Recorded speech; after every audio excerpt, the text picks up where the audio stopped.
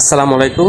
হ্যাঁ, গতকাল রাত থেকে আসলে একটা ভিডিও দেখে খুব খারাপ লাগতেছে, একটা নিউজ দেখে মূলত, যে ডাক্তার কামরুল ইসলাম স্যার, যিনি বিনা পয়সায় আপনার কিডনি প্রতিস্থাপন করেছিলেন বিভিন্ন অনেক 10,000-ও বেশি রোগীর।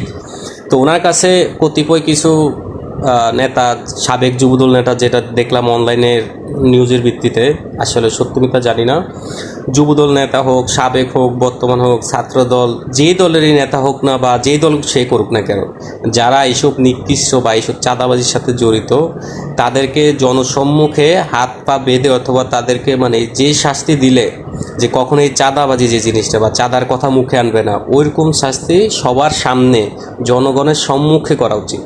এবার সে যে দলের হোক, সরকারি দল হলে তারও আগে করা উচিত।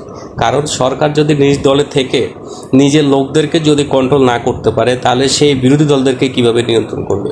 কারণ তার নিজের কথাই যদি না শুনে তার নিজের দলের লোক, তাহলে তার বিরোধী দল কিভাবে শুনবে?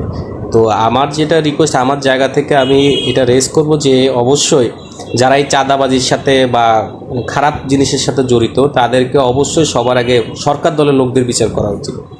যদিও এই খবর প্রচার হওয়ার পরে আপনার যুবদলের সভাপতি, সেক্রেটারি এবং সাংগঠনিক সম্পাদক উনি ডাক্তার স্যারের সাথে দেখা করেছেন এবং এর যথাযথ ব্যবস্থা নেবেন বলছেন। এটা আমাদের জন্য স্বস্তির হলো। এই ঘটনাগুলো যেন পুনরাবৃত্তি না হয় এবং বাংলাদেশ থেকে যেন এই ঘটনাগুলো একবারের জন্য চলে যায়, হ্যাঁ, সেটার ব্যবস্থা নিতে হবে স্থায়ীভাবে।